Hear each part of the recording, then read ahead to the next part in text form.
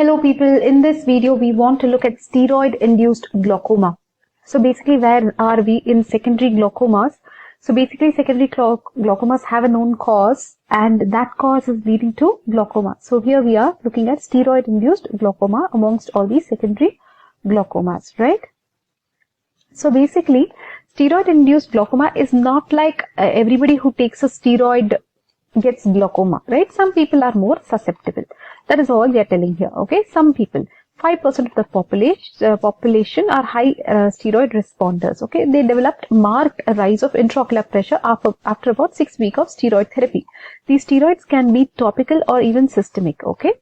So then, what is this mechanism? What is the cause for this steroid-induced glaucoma? So they have some theories. There are only theories as to why the trabecular meshwork gets clogged.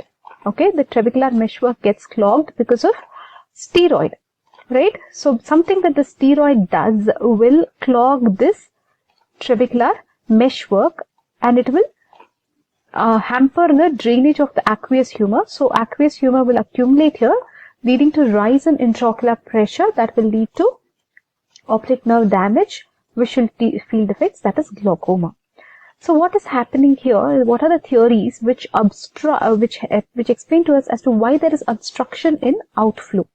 So basically there are some three theories here: glycosaminoglycans, endothelial cell theory, and prostaglandin theory.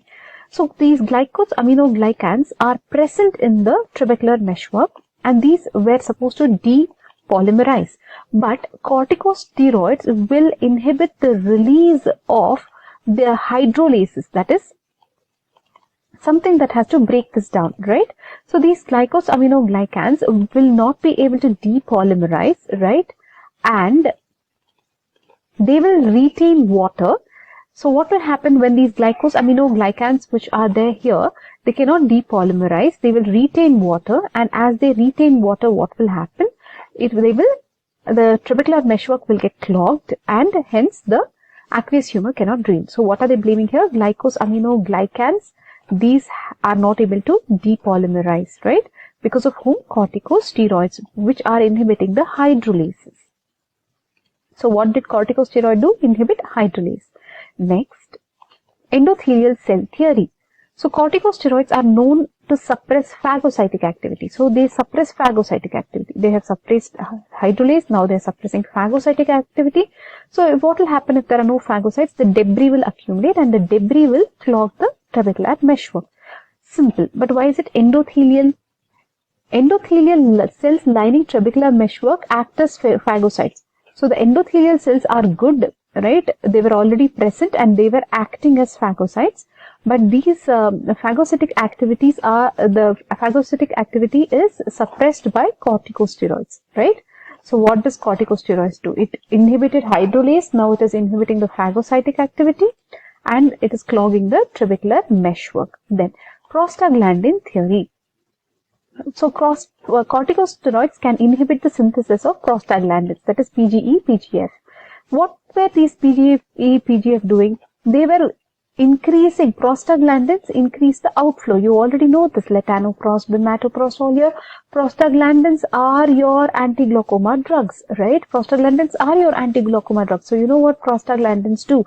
They increase the outflow. Now corticosteroids will inhibit the synthesis of prostaglandins in your body, and hence there is decrease in the aqueous outflow and hence there is increase in intraocular pressure. So these are the theories which are explaining why corticosteroids cause glaucoma. Yeah, steroid-induced glaucoma. By the way, do you know the corticosteroids that are used in ophthalmology? Hydrocortisone, triamcinolone, dexamethasone, betamethasone. Guys, do you know these names? Loteprednol. I have taken this in my eye. Same thing. Loteprednol, right? Dexamethasone, betamethasone, hydrocortisone, loteprednol. Why do they give the topical steroids? For uveitis, for allergic conjunctivitis mainly. This was my problem, right? Then systemically, why will they give? Did they explain why? Yeah, they are telling in posterior uveitis, Vogt-Koyanagi-Harada syndrome, bulbar neuritis, okay, And definitely you know the sympathetic ophthalmitis, right? All these. So these steroids not only cause glaucoma, they can even cause cataract, okay? And if you prolong their use, it may lead to fungal infection also. Really bad to use steroids for a long time. What are the clinical features, guys, of steroid-induced glaucoma? Typically, they will be same as primary open-angle glaucoma, right? Because its angle is open. So what will you have? You will have an open angle with raised intraocular pressure, leading to optic nerve damage, visual field defects, right? And when will this happen?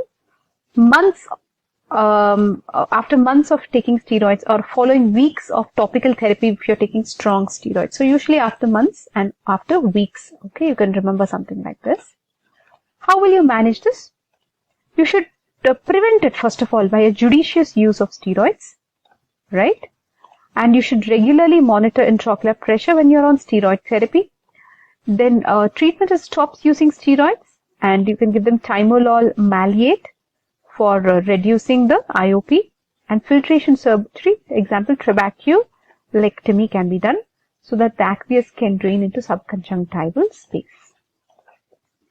So that is what, there are a lot of other treatments of glaucoma, you can look at that. So in this video we looked at steroid-induced glaucoma. It is a type of secondary open angle glaucoma.